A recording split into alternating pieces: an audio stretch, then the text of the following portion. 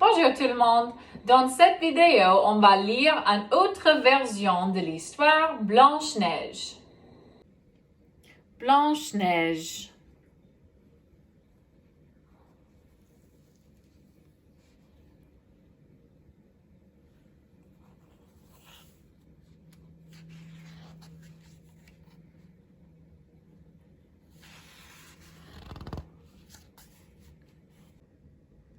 Il y a 1000 ans, deux jeunes souverains vivaient dans le royaume de Hyacinthe. Ils étaient heureux et beaux, et pour augmenter leur bonheur, le Seigneur leur avait donné une petite créature splendide. C'était une très belle fillette. Elle avait les cheveux très noirs, de grands yeux bleus, une petite bouche couleur de rubis et des joues roses. Elle s'appelait Blanche-Neige. Malheureusement, quelques années après que Blanche-Neige fut venue au monde, la reine, frappée d'une mystérieuse maladie, s'envola au paradis, après avoir recommandé l'enfant à son époux.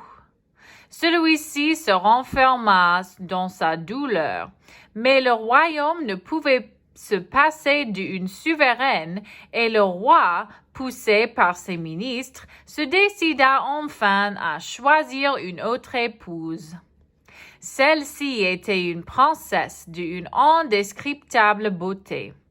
Elle était toutefois aussi méchante que belle. En outre, elle était vaniteuse comme un paon. Cette reine méchante et sotte possédait un miroir magique qui avait le merveilleux pouvoir de répondre avec vérité à une demande de la souveraine. La demande était celle-ci. Miroir enchanté, dis-moi, s'il y a femme dans ce royaume plus belle que moi? Et le miroir répondait toujours. Plus belle que toi, ô reine, sois-en sûre, il n'y a dans le royaume aucune créature. La reine éprouvait toujours une joie réelle à entendre cette réponse et passait presque toute la journée à se farder et à admirer son visage et ses cheveux. Mais les années passaient et Blanche-Neige était devenue une très belle jeune fille. Sa marâtre ne s'en était presque pas aperçue, parce qu'elle n'en s'occupait jamais d'elle. Parfois, les deux femmes ne se voyaient pas pendant des semaines entières. Imaginez-vous donc la rage et la douleur de la reine lorsque un jour le miroir à sa demande habituelle répondit ainsi. Oui, Blanche-Neige, la fille du roi, est 1000 fois plus belle que toi. Si la reine avait reçu un coup de massue sur la tête, elle n'en aurait pas autant souffert. Faux miroir, s'écria-t-elle, furieuse. Tu ne me dis pas la vérité. Puis, elle répéta la demande et le miroir lui donna la même réponse. Alors la reine le jeta dans un tiroir pour ne pas céder à la tentation de le lancer contre le mur et le casser en 1000 morceaux. Ensuite, elle s'enferma dans son appartement et ne voulut plus voir personne. Elle commença à penser aux moyens de faire disparaître Blanche-Neige pour redevenir ainsi la plus belle femme du royaume. La reine fit enfin venir devant elle un chasseur de la cour qui lui était très fidèle et lui donna un ordre terrible. Il devait attirer Blanche-Neige dans le bois, la tuer et puis retourner au palais en disant à tout le monde que la jeune fille avait été déchiquetée par une bête féroce. Le chasseur n'osa pas se révolter contre la volonté de la méchante souveraine et l'assura qu'il exécuterait cette mission terrible. Le lendemain matin, Il invita Blanche-Neige à se promener dans la forêt. La princesse, qui aimait les excursions dans le bois, ne se fit pas prier et le suivit, confiante. Elle admirait la beauté sauvage de la forêt. Elle poussait des cris d'étonnement, tantôt à la vue d'une fleur inconnue, tantôt à celle d'une bestiole fuyant, épouvantée devant eux. Ses yeux brillaient de joie. Ses cheveux s'étaient défaits sur ses épaules et sa beauté apparaissait dans toute sa splendeur. L'homme la regardait extasié et en même temps se demandait: Est-ce à moi à tuer cette magnifique créature? Comment en aurais-je le courage? Pourtant malheur à lui s'il n'exécutait pas l'ordre de la reine. Tout à coup, pendant que Blanche-Neige s'était baisée pour cueillir une fleur, il dégaina l'épée et l'éleva pour frapper la jeune fille. À ce moment, Blanche-Neige, comme l'avertie par un étrange pressentiment, leva les yeux et fixa le chasseur. Alors celui-ci n'eut pas le courage de frapper. Non, ses beaux yeux doux ne pouvaient pas se fermer ainsi pour toujours. Il tomba à genoux devant la princesse et éclata en sanglots. Lorsqu'il réussit à se calmer un peu, il raconta ce qu'on lui avait imposé de faire. Il assura la jeune fille qu'il ne la tuerait pas, mais à condition qu'elle disparaîtrait et ne se ferait jamais plus voir à la cour. « Je dirai à la reine que je t'ai tuée, » continua le chasseur, « et je lui porterai le cœur d'un faon au lieu de tien, comme elle me l'avait ordonné. Que le Seigneur t'assiste et te sauve des bêtes féroces. » Puis il s'éloigna rapidement pour ne pas céder à la tentation de rester dans la forêt pour protéger Blanche-Neige. Pendant le chemin du retour, le chasseur tua un petit cerf dont il porta le cœur à la reine en l'assurant que c'était le cœur de Blanche-Neige. La reine, désormais certaine que la princesse était morte, retrouva immédiatement sa bonne humeur. Mais devant son mari, elle feignit une tristesse qu'elle n'éprouvait point. Pendant ce temps, Blanche-Neige allait éjarrer dans la forêt en pleurant et craignant d'être dévorée à chaque instant par les bêtes féroces. Les premières ombres de la nuit tombaient, le bois était devenu sombre à faire peur. Lorsque soudain, la petite princesse se trouva dans une clairière. C'était un pré verdoyant et beau, au milieu duquel s'élevait une maisonnette gracieuse avec le toit et les battants des fenêtres rouges. Un beau panache de fumée sortait de la cheminée et la porte était entr'ouverte. Blanche-Neige se sentit tout de suite plus tranquille. Cette maisonnette était tellement élégante et jolie que les propriétaires devaient certainement être de braves gens. Oh, elle était sûre qu'ils ne repousseraient pas une pauvre fillette malheureuse. « Puis-je entrer ?» dit-elle, le cœur battant. Pas de réponse. Alors, elle prit son courage à deux mains, poussa la porte et entra. Il n'y avait personne dans la maison. Elle admira une belle petite chambre avec une table au milieu, déjà prête pour le dîner. Il y avait 7 petites assiettes, 7 petits verres et 7 couverts. Sur les assiettes, il y avait des mets savoureux et parfumés. Blanche-Neige résista à la tentation, puis son appétit s'aiguisa tellement qu'elle ne put s'empêcher de manger quelque chose. Après qu'elle eut épaisé sa faim, elle erra par-ci par-là dans la maison et arriva ainsi dans une petite chambre où 7 lits minuscules étaient préparés. La jeune fille était tellement fatiguée qu'elle n'hésita pas à se jeter sur un petit lit. Elle s'endormit aussitôt et rêva qu'elle était retournée à la maison. Au moment où il lui semblait que son papa la comblait de caresses, elle s'éveilla. Imaginez donc son étonnement lorsque elle vit autour d'elle sept petits nains, leurs petites bouches grandes ouvertes pour la stupeur. Le plus audacieux avait osé caresser ses cheveux, interrompant ainsi son sommeil. Lorsque Blanche-Neige ouvrit ses grands yeux bleus, les nains poussèrent un cri d'admiration. « Comme elle est belle! » Ils étaient si petits et leur aspect tellement débonnaire que la jeune fille ne s'effraya pas. Au contraire, elle éprouva un sentiment de soulagement de se trouver au milieu d'une compagnie aussi sympathique.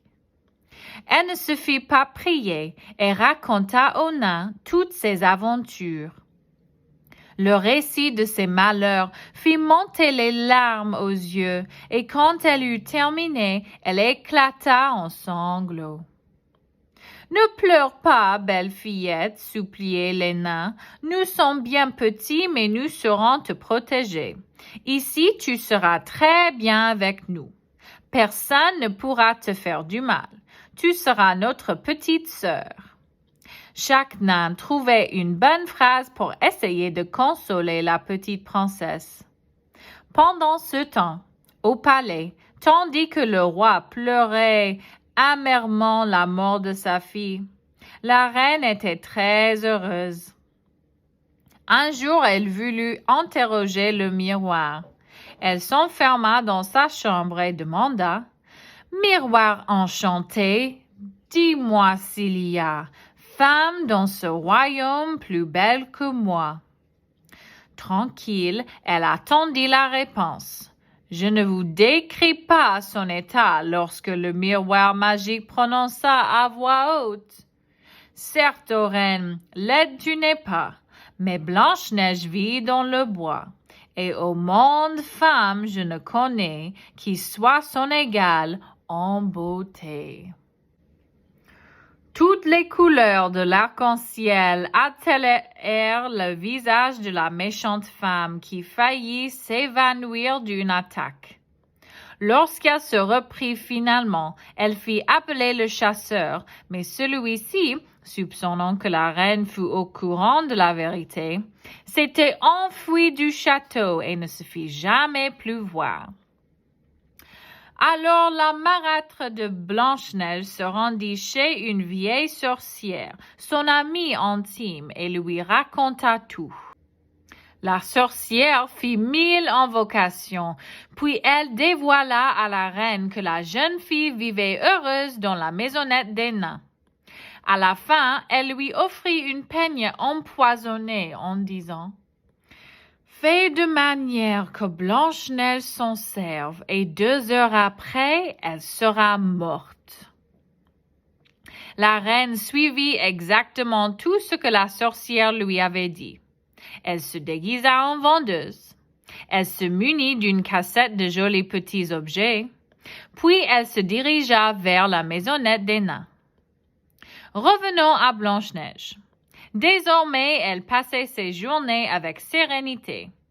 Le matin, les nains allaient travailler dans leur mine dehors, tandis que la jeune fille mettait de l'ordre dans la maisonnette. Ensuite, elle allait au bois pour cueillir un bouquet de fleurs en s'amusant avec les petites bêtes de la forêt. Enfin, elle préparait le dîner pour les nains. La vie s'écoulait paisible et joyeuse dans son petit coin éloigné du monde. Un jour pourtant, tandis que Blanche-Neige se trouvait dans le pré, elle vit approcher une vieille qui portait en bandoulière une cassette de jolis petits objets. C'était la méchante reine ainsi déguisée. Ne voudrais-tu pas acheter quelque chose, belle fillette? Demanda la femme à la princesse. Mais je n'ai pas d'argent, murmura Blanche-Neige un peu mortifiée.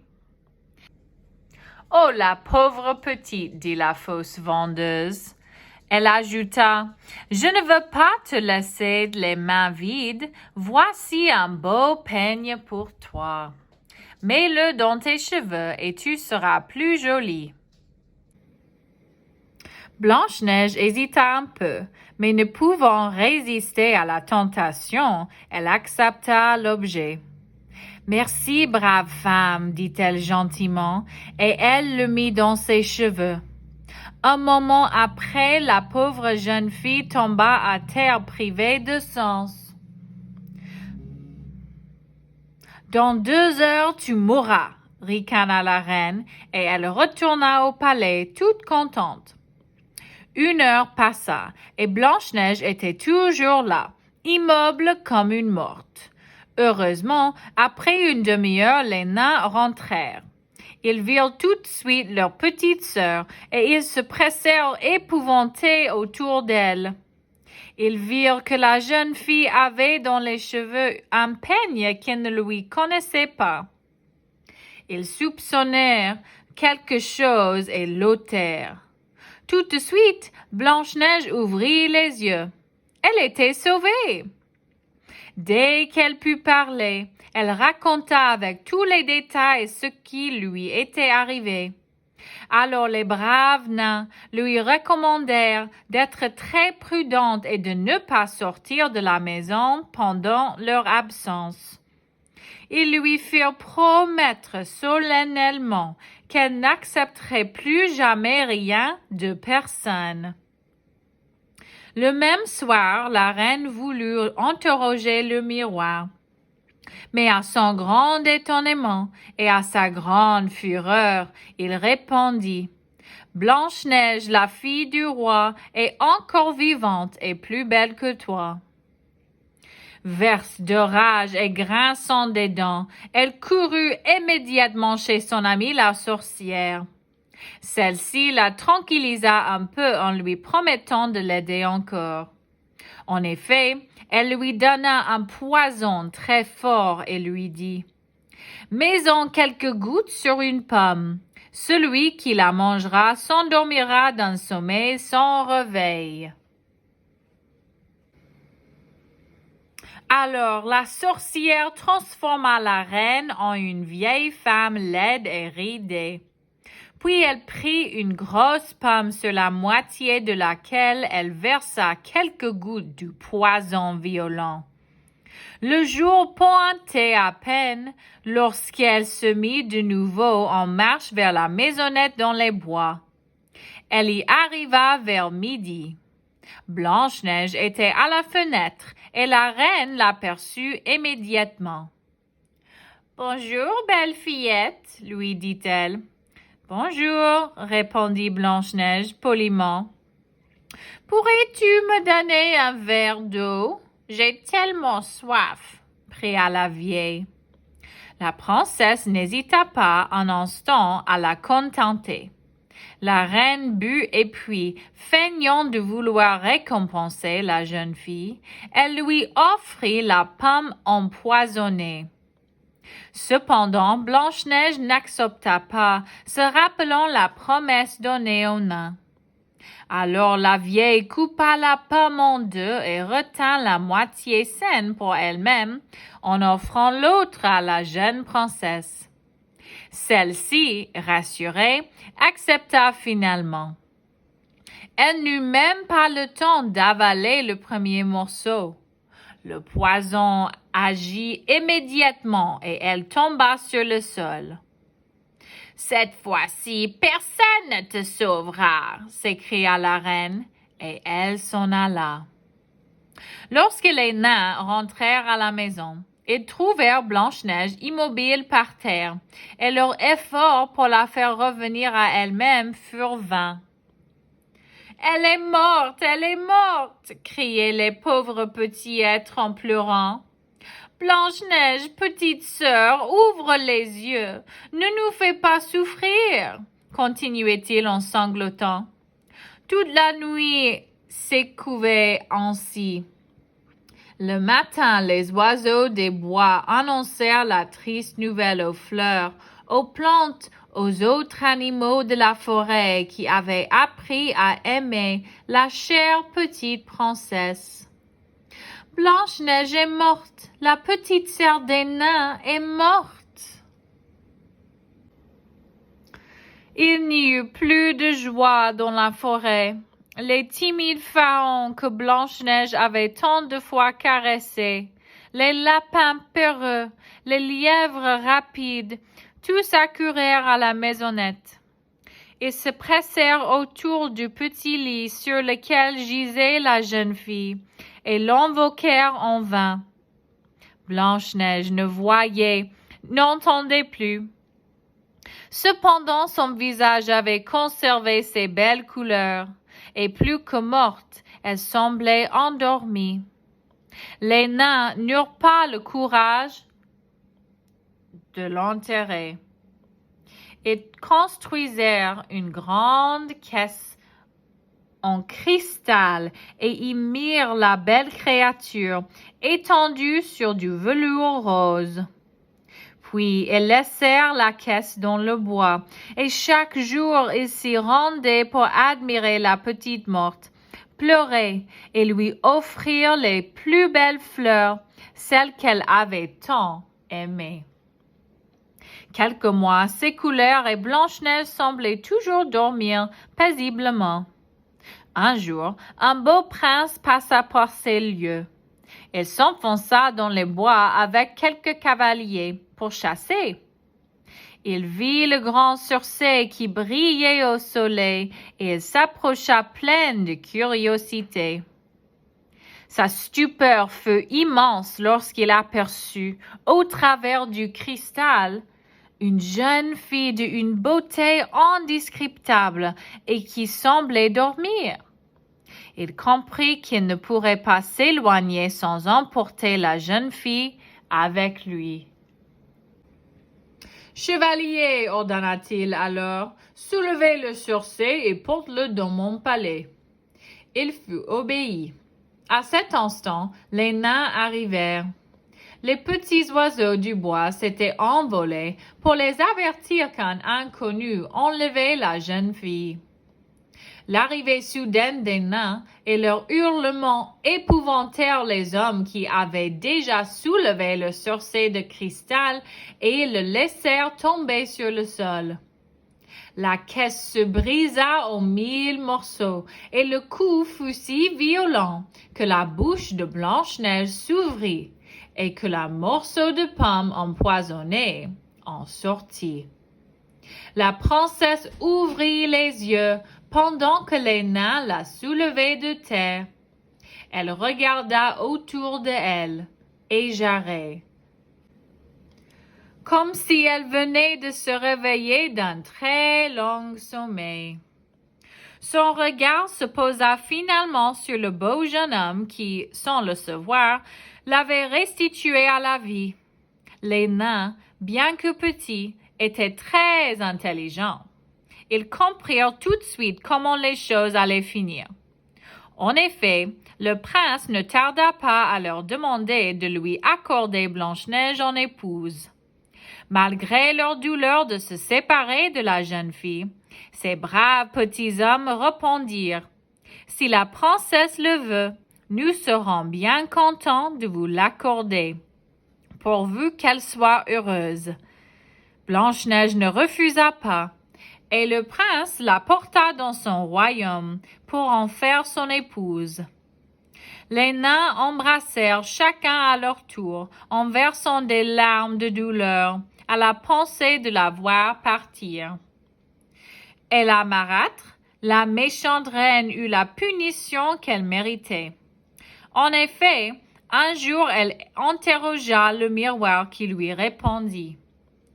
Épouse bienheureuse d'un fils de roi, Blanche-Neige est plus belle que toi. À ces mots, la mauvaise femme reçut un tel coup qu'elle tomba à terre et mourut. Et ça, c'est la fin du livre. Comme j'ai dit dans l'autre vidéo, Blanche-Neige, c'est une histoire qui s'appelle un conte de fées. Des contes de fées peuvent avoir beaucoup de versions. Réfléchissez. Est-ce que cette version de l'histoire est le même ou différente que l'autre? Est-ce qu'il y a des parties qui sont les mêmes et les parties qui sont différentes? Réfléchissez. Mais pour l'instant, c'est la fin. Au revoir.